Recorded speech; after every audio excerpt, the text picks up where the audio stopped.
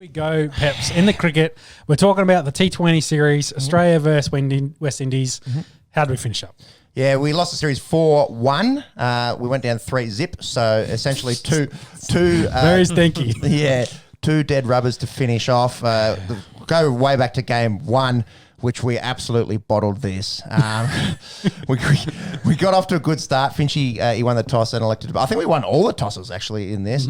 And we had them 3 for 35 in the 8th over. Josh Hazlewood was on fire. He had 3 for 12 from his 4 overs. I think he got hit for 6 on his last ball. So he was 3 for 6 off his first 23 balls in bowling international T20. Unbelievable. But then it was Big Dre Russ. He saved the Windies with 51 of 28 and 5 sixes. Got him to a respectable 145. And then good knocks from Matt Wade and Mitch Marsh. We'll get to him in a second. At the top of the order were followed by an almighty collapse by the Aussies. Obed McCoy, the left arm quick for the Windies, was the main destroyer for them with 4 for 26. We lost by 18 runs. And that just set the tone for the whole series. Yeah. Game 2, we got absolutely pants by 56 runs. IPL superstar Shimron Hetmeyer had 61 of 36, and Dwayne Bravo was up to his old tricks with a sneaky 47 knot at the end there, getting the Windies to a big total of 104 for 196. And everyone was stinky except for that man, Mitch Marsh. Again? Mitch Marsh, yeah, he had 54 on Rex, and Philippi were in double digits, and then everyone else under 10. Our middle order, geez, we'll get stuck into that in a little bit, but really looking thin there. And this is a bit of a coming out party for Hayden Walsh, the leg spinner for the Windies. He had 3 for 29. He was actually the series' highest wicket taker. You'll hear his name pop up a few more times. Game 3, the Windies win by 6 wickets. They claimed the 5-game series here. No one made 3-0 for that. Yeah, 3-0. No one made more than Moses on Rex with 33. That man Hayden Walsh was causing us all kinds of dramas again. 2 for 18 off his 4 overs, and Chris Gale, the universe boss, he's back, baby. 67 off 38 for him, and Mitch Stark, the only one of our bowlers to really talk about.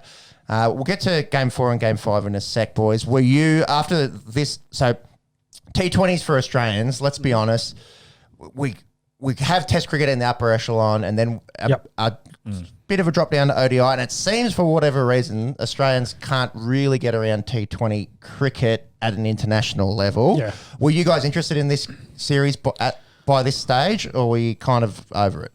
Yeah, probably go more kind of over it, the fact we'd lost at this point. So I might switch it up on you. I think probably T20 is, for me, higher than ODI. At an international level? At an international level, but I think both. So what about the ODI World Cup win in 2015? That's 6 years ago. So Okay. I'm kind of saying, like, I think it's taken over, but I also think both are at a level far below what Test cricket kind of internationally is. Yeah. And then all the Shield cricket and all the other cricket that happens is all the way down here somewhere. We're committed to resurrecting Shield cricket here on the Esky. 100%. We're getting that back from the dead. But yeah, I think one, it was West Indies, so not a great time zone for watching cricket for us. True. Great on weekends, 9:30 in the morning start. Get it on while you're doing your weekend chores. Yeah. But I guess in West Indies, like we talked about, we helped resurge West Indies cricket a couple of months ago, and they've continued their form. Yeah, that was the Esky. I'll tell you what though. Their Test cricket has been struggling, but you look at their team; they are fucking stacked. Especially a T20 team, unbelievable, man. They've been doing well on the ODIs, as mentioned in previous episodes. Like they've definitely got talent in those levels. They're looking to go out there and win this T20 World Cup. Come October, and there's no reason why they can't. They've won it twice before, and it's going to be, you'd think, the last time with Gale, he's 41, and Dwayne Bravo's 37, Lendl Simmons is 36. So if they want to do it any time, now is the time to do it. It wouldn't surprise me though if Gale plays until he's 50 and just plays T20s. So that's it. Like, he's just like, all I got to do, go out there and face a couple overs, try to smack as many runs as I can, and then go back in the sheds. Bowl some marijuana balls. He was bowling with his cap on. And my old man used to always say he bowls marijuana balls because he's got the laziest bowling action you've ever seen. Like, he just comes in off 4 steps, just rolls the arm over. There's barely any fucking spin on it. Yeah. Anyways, we won a game. Game 4 we won. We snuck home by 4 runs. That man, Mitch Marsh, he had 75 off 44, batting 3. Finchy had a 50. How did Finchy do overall in this series? Yeah, so you got the numbers there. So he was our second highest run scorer with 127 from 5 knocks. So, look, nothing to write home about, but averaging 25, striking at 123. You've got to really look down that list there because it's full of West Indians outside of Mitch Marsh and Aaron Finch. So on Rex was our third best bat with 95 runs from 5 knocks. It's just not good enough. Our middle. I was wondering about Finchy because in New Zealand he was a bit underdone and then he finished the end of the season really well. And I was just wondering if he carried any of that form in. Yeah, so but not through the first couple of games, but he did in the fourth one. That's right. Had the 150 there. He's actually pulled up very sore. I think it's a hammy. He was struggling in between wickets, so he may not even be available for the ODIs. So that's a bit of a scare for us. The elephant in the room is that all our IPL players, big name IPL players, weren't here. So Dave Warner, Steve Smith, Glenn Maxwell, Marcus Stoinis, Pat Cummins, to name a few. If they're there, it's a completely different story. And I don't want to sound like a, Aussie making excuses. I'm sure our Indian listeners will get at me here, Coppanel, bro, et cetera. But let's be honest, it's a completely different series if they're all playing. And fair enough, they hadn't seen their families for a long time. They'll go and play in the World Cup. And you imagine they all walk into that side.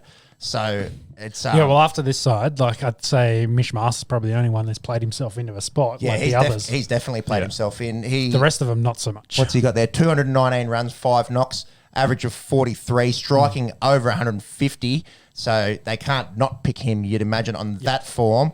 And then...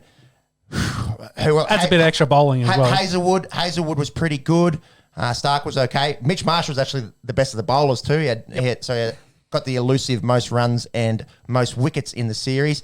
And then game 5, West Indies won that by 16 runs. They scored 199. They was looking like about 220 at one stage. That Evan Lewis, he's pretty handy. He had 79 of 35, including 9 sixes. And Sheldon Cottrell was the pick of the bowlers there with 3 for 28. So getting back to this upcoming World Cup, our group is England, South Africa, the West Indies, and then there's 2 smaller nations to be determined from the little qualifying tournament that they play before the World Cup starts. Only 2 get out of the group into the semi-finals. From what we've just seen against the West Indies, and England probably the best white ball cricket team going around at the moment outside of India.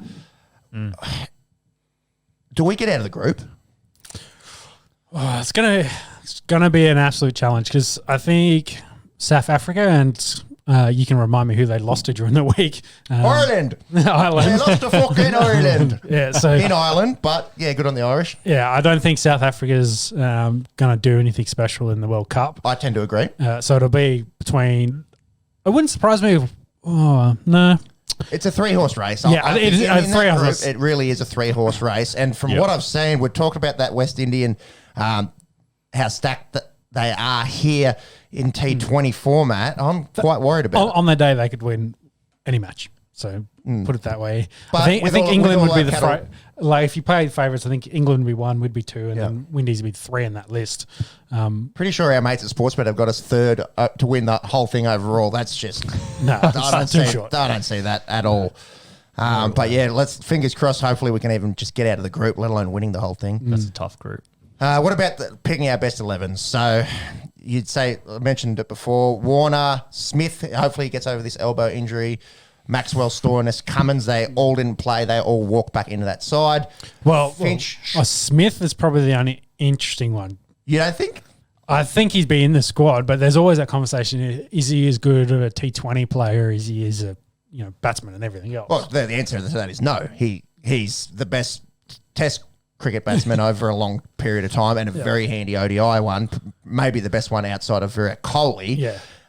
No, he's not the same T20 player. I still think he's in our best 11. I think if Finch is definitely hurt, he'll fly, he'll get straight in without any issue. But I thought, there's a few that possibly he could make a case for, but with how there's a few of them I was thinking about, like Philippe and the others. They did in on-reeks and stuff. They did shit house in against the West Indies. So I don't think if they'd played well, maybe you'd make that conversation. And you feel for Philippe, only 3 opportunities, but didn't make runs at all. We were talking about him in the Big Bash. You really like him. He's young. He's flamboyant. He's good-looking young rooster, and it was really his chance to shine over there. They do go and play Bangladesh for 5 games over there. True. So that's going to be the last audition for these last. Let's say there's 4 spots available. So Wade and McDermott were the other ones I was thinking of, the 2 Hurricane boys. So McDermott had 2 knocks, didn't do anything, and Wade played all 5 and only made 87 at 17.4. Yeah. So there's a lot of pressure on Wade to keep a spot in that top order. So I'd say there's not enough spots, of course. There, we're talking about five spots. So I think Smith you'd take him over these guys because they haven't performed, and you'd go with the legend that is Steve Smith and put him in there. Yep, I think he bats 3. I think Warner and Finch open. Finchie's hurt. Well, he's got a hamstring strain, and it's July, and we're talking about October. So I think he's fine. He's fine. Touch wood. Touch wood. Old Finch, he probably could stand to lose of probably 10 kgs. He might make the soft tissue stuff a bit easier. But anyways, Shane Warne was one of the best cricketers of all time. He's on that Latrell Mitchell diet. So he's on that diuretic from his mama. So minus Labuschagne doesn't get a shout? In a T20 side, no. Get him ready for the Ashes. He hasn't been playing any short format cricket. He did, of course, want to be in this series, but they wouldn't send him over and said stay there, play county. So be interesting to see if he gets involved at all. Yeah, in the World Cup, blokes that aren't in that squad at the moment, your Labuschanes, your Nathan Lyons, your Cam Greens, just play fucking heaps of red ball cricket and end of November, get ready to beat these stinking Wembley invading nudity running through the streets. What's wrong with the nudity? Nudity's okay. There's a time and a place.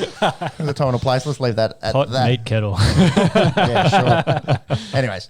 I'm excited for the Ashes. This T20 World Cup, I'm concerned about. But again, I hate to keep flogging a dead horse, but I think with those 5 guys, IPL guys back, it's a completely different story. From the guys that were West Indies, are any of those guys going to go play in the IPL when it restarts? Considering they're all these tournaments are probably going to be roughly in the same spot. Yep. So Gale was playing. Hetmeyer had a team. Aussies, sorry.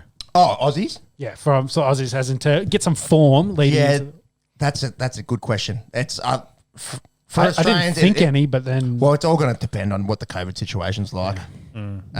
Even going to the Emirates and Oman, which has been a lot better with their COVID numbers than India has. Yeah, they're playing both, aren't they? They're going to do the IPL there and then roll straight into the World Cup being there as well. Correct. Yep.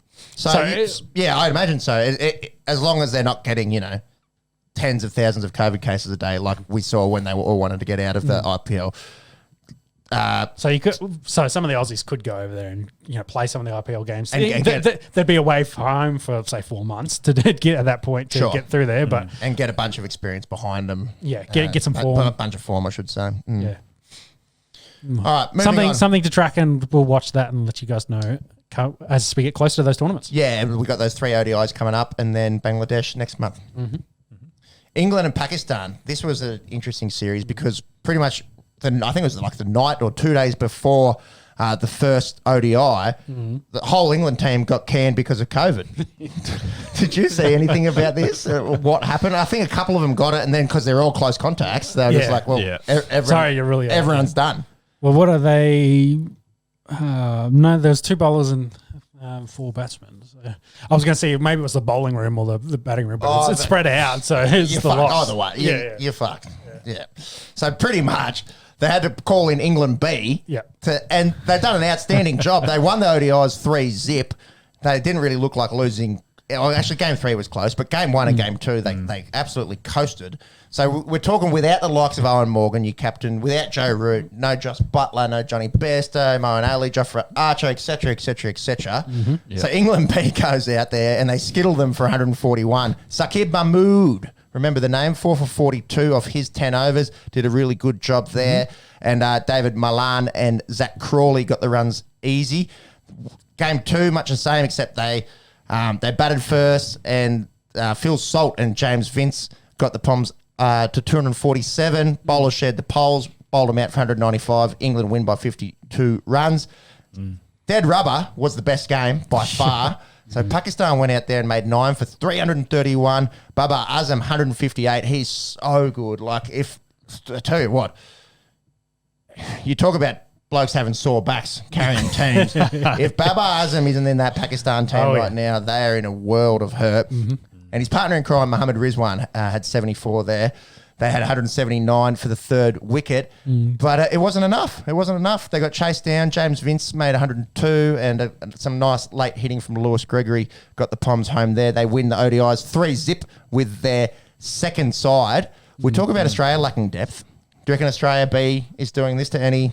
In Australia is a different story. If it's in Australia, maybe it's you could make an argument that it's going to happen. But we just saw Australia 1B go out there and get pants by West Indies. In the West Indies. Pakistan as well. Yeah, look, we don't have the depth England has at the moment. Let's put it that way. That's the easiest way to put it. We're not. Yeah, I agree. We're not having a completely different squad come in 2 days beforehand and blitzing an international cricket team, even if it is just Pakistan, who, mind you, aren't. They're not Sri Lanka at the moment. Let's True. Let's put it that way. Let's put it that way. Or South Africa, one of the other ones. So, Yeah. Well, would you see Australia 1B beat this England team? As in England again, here. Yeah, I think. Look, here, different story. There, probably not. Here, yeah. Anyways, apples and oranges. The pitch in the country makes the take-home message. The take-home message is that England's depth is far, far better than ours is at the moment in white ball cricket. Yep. So the T20 game, 3-game T20 series is on at the moment. Pakistan won. That man again, Babar Azam, smacked 85, and they made 232 in 20 overs. Unbelievable. That's good. A century from Liam Livingston for the Poms off just 43 balls, and they lost. Not too often that happens, that you'll score. Yeah, or your opener will score 100 chasing in a 2020 game and you lose. England settled the series in game 2. Joss Buttler's back. He made 59. So game 3 will be the decider. That's Tuesday night over in England. Yep. Sri Lanka and India is underway. I think India won comfortably last night, the first ODI. We'll have a greater look at that Thursday, I think, because we're doing 2 podcasts this week. Yeah. For all your listening needs. I think they'll spank them on all 3, I'd say, with the way Sri Lankan cricket's going. Yeah, when we talk about B-sides, so India's literally got their pretty much a B-side over there, captained by Shikhar Dhawan, and they will do this easy, comfortably. Almost like Ireland beating South Africa. So funny. In the fucking Irish. It wasn't all bad for Irish fans in the week of sport. Conor McGregor's fucking broken his leg, but Ireland beat South Africa in the cricket. How good. Shout out skipper Andy Balbirnie. I'm sure I said that incorrectly. Got a ton and got them a win against South Africa. That'll wrap up our cricketing news.